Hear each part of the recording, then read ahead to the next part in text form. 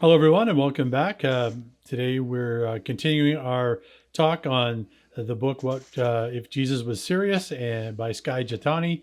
And today, we're on chapter 17. If Jesus was serious, then we will not cultivate our anger. So, Hmm. this part of the Sermon on the Mount deals with a hot topic of anger. And I think in if we look at recent uh, media, in the news or social media, we see that many times Christians appear very angry in the media by their social media posts, or I mean, most of them seem to be upset with people who are not followers of Jesus that don't obey or follow Jesus' commands, Yeah, which or it seems like a or it seems like a really strange thing. It's just sort of like, hey, how come yeah, you're not following the thing you don't even subscribe to? yeah, exactly. Or sometimes it's, or and a lot of times it's they don't have the same political views or Well, opinions that they do. So again, this is a we're gonna dive into that part of it a little more in the next chapter. But today, I think we just want to really focus on the question: is it okay for followers of Jesus to have what we might call a righteous anger? So, Jay, tell us what is righteous anger, and how is it maybe different than just plain old anger? well, I mean, and I think it's probably tough to do it real great justice, but I mean, obviously, we talk about righteous anger, righteous that's justified, and So anger. just if I just thinking of an example there. If I, you see in movies lots of times where people walk in on somebody doing their something they're not supposed to be doing with someone they care about, and they get really angry and either beat them up or kill them, and it's a just a heat of the moment. It's not premeditated, which isn't better, but Mhm. it's really not a justified anger. Yes, exactly. And then to move on there, also the anger at thing of injustice, anger at marginalized, anger that you want, rights a wrong, and just or tearing things down so that it stops tearing things. Yeah, Sorry, I'm saying that wrong. So we can't build things back up again. yeah. Yeah, and I think that's the difference. If your intent of your anger is to right a wrong or to stop something in order to build that person or that something back up, then I think it can be justified. And I mean, there's many examples of this in the Bible. If we look at the Old Testament, lots of people would say that God's very an angry God in the Old Testament. And if we look at one example in Exodus 32, we have the Yeah. story of the golden calf. Yeah, and that definitely shows we got God was legitimately angry at that point. I mean, he said, "Let's just," he says to Moses at that point, let's I'm going to be done with them. Let's just move on with you." Yeah. You know, And it's let's really interesting because the people had just made a consecration to God at the bottom of the mountain. And yeah, then Moses goes up there for 40 days and disappears.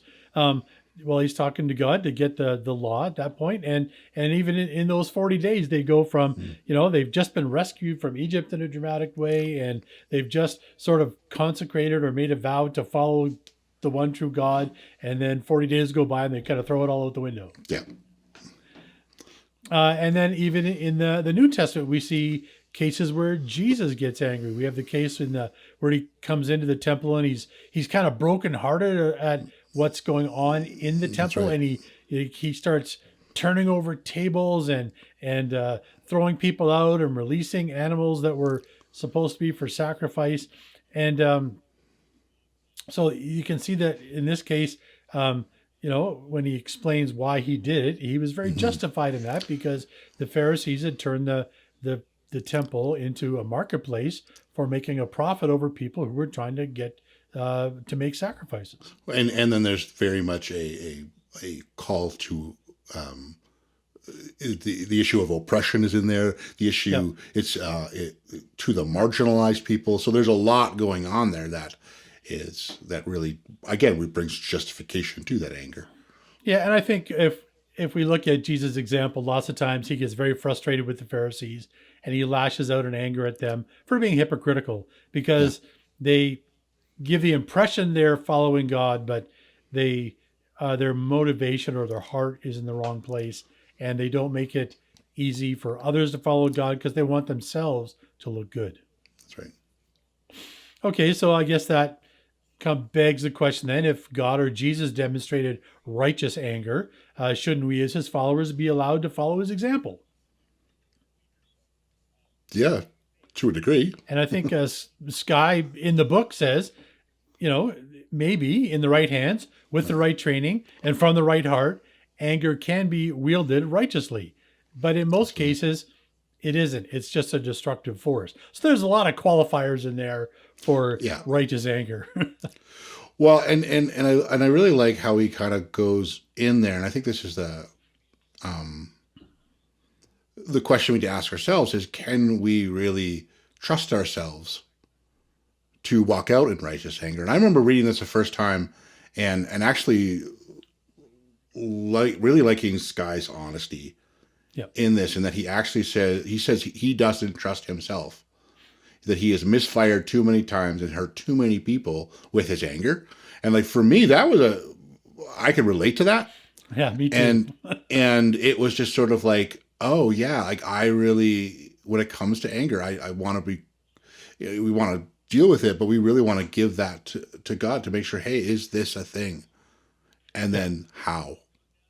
Yeah, because really believe that righteous anger would never be destructive in the way that um, I tend to be destructive when I'm angry.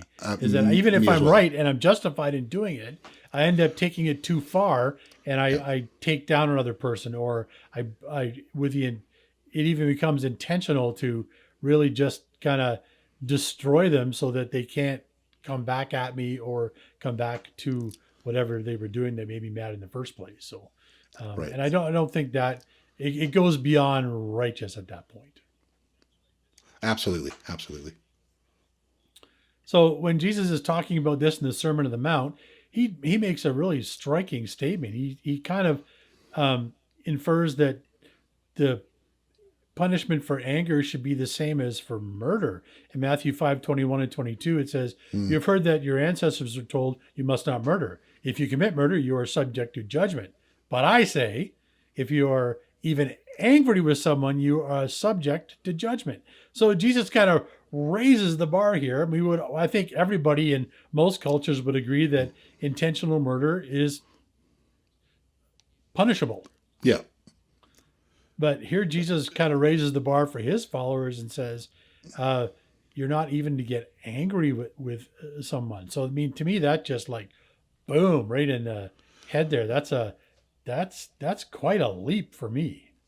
it really is. But I think again, what we're seeing is, kind of unfolding is kind of getting away from a surface level idea of this murder, because he is coming back to really the Ten Commandments at this point. Yep. Thou shalt not murder. Like that's good, but like, hey, let's get to the root of the issue here. Yeah, exactly. Let's get to the heart of the matter. All you're doing is trying to not commit the act, but are you really dealing with the thing that is deep rooted going on in there, or are you letting it fester? Yeah. And I And think that, that's where, if we examine it closely, I would say in most cases of murder, it starts with anger. I mean, it could be rage of the moment, like we talked before, where you're just react to a specific circumstances and commit murder, but it starts because you got angry, or even worse, you have the slow burn, festering anger that leads to premeditated murder. well, and I mean, to kind of go on that as well, like how many times can even our what's an outburst of anger, whatever, whether it's murdered or something like that, Yeah, can be at a target that has nothing to do with it. yeah, exactly. Because we're not dealing with the anger to an unrelated thing, and Yeah, just it really does. It really is a thing that is just like the slow burn that is just corrupting us. And I think that's what Jesus is getting at. It's just like, yeah, hey, this is the corrupting factor. This is the thing that we need to take time to really talk to yeah. and address. Yeah, and I think you hit it right on the nose before. The external act of murder, that's a outward action, comes from the internal posture of our heart, which is anger. So I would even summarize that to say that the root cause of murder is anger. So um, I think if we ask the question, is his murder's always wrong, but is anger always wrong? Well, no, No, but I think it's so destructive and so dangerous that we really shouldn't allow it to be part of our lives. That's right, and I think we need to not look for ways to justify our anger, Yeah. but look for ways to give that anger to Jesus, to address that sort of thing, so that if there is a righteous thing behind it, hopefully the fog clears to really deal with the issue at hand. Yeah, and one of the supplemental readings I thought was very helpful in this case. It's a famous part of a letter of Paul from to the Church of Galatia that we refer to a lot because it deals with the fruit of the Spirit. But um, in that chapter, he actually contrasts a life led by the Holy Spirit and one that's not. So he says, "I tell you, live the way the Spirit leads you, then you will not do evil things your sinful self wants. You The sinful self wants what is against the Spirit, and the Spirit wants what is against the sinful self. They're always fighting against each other so that you don't know what you really want to do. But if you let the Spirit lead you, you are not under the law.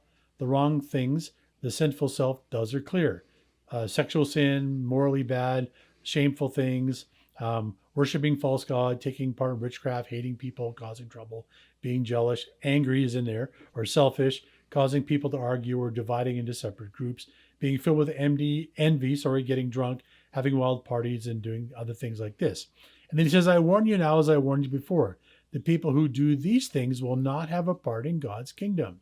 But," there's always the but, which is good. It kind of negates that previous part. "The fruit of the Spirit produces in a person's life love, joy, peace, patience, kindness, goodness, faithfulness, gentleness, and self-control. There is no law against these kinds of things. Those who belong to Christ have crucified their sinful self. They have given up their old selfish feelings and the evil things they wanted to do." So we can see that anger is definitely in that list of things that have no part in God's kingdom. And what does? Well, the fruit of the Spirit does. That's right. Yeah, if we can, again, really allow the love, joy, peace, patience, kindness, goodness, faithfulness, gentleness, self-control, let those things speak into when we will feel anger. I don't think it's a matter of if. Yeah. To really help us. Yeah. Yeah. And really, that's what transformation is all about, because those are the very characteristics that Jesus had. And Jesus said himself that if you see me, you see the Father. So they're also God's character. And again, we talked about this many, many times. How do we actually be transformed? How do we get these things in our life so our first reaction is not necessarily outrage or a burst of anger, but the fruit of the Spirit? And how do we do that? Yeah, and I think it's important as we come right down to it is because I know I've felt this way sometimes when we talk about things with anger, that somehow if I feel anger, something's wrong with me. Kind of like I'm wrong. And it's like, no, anger can be a wonderful warning system. Yep. It's the whole idea of, are we, is it Ephesians 4, don't let the sun go down in your anger. It's really just about, it's not about we're not going to have anger. It's about, are we dealing with it healthily when it does come? So it's not leading into, obviously, what Jesus. And as we talked about in previous chapters, it really comes from us abiding in Jesus and the surrender that we're going to do it his way and not our way. So that's right. All right. Well, we hope that you've gotten something from chapter 17. I think clearly from our discussion, this is something that both hit us. I think more conversations around anger is probably really good, as far as wanting to have a healthy look at that and to see that it clearly can be a big deal, and Jesus seemed to point to that. So again, I hope this left you some good thoughts. If you're following along with some of the questions with this, we hope you're engaged with those with your missional community, with our friends, even just with taking some time to think through those questions yourself. Just take some time to do that, and hope with some prayer and read that chapter again if you need to. Join us again for next time for chapter 18.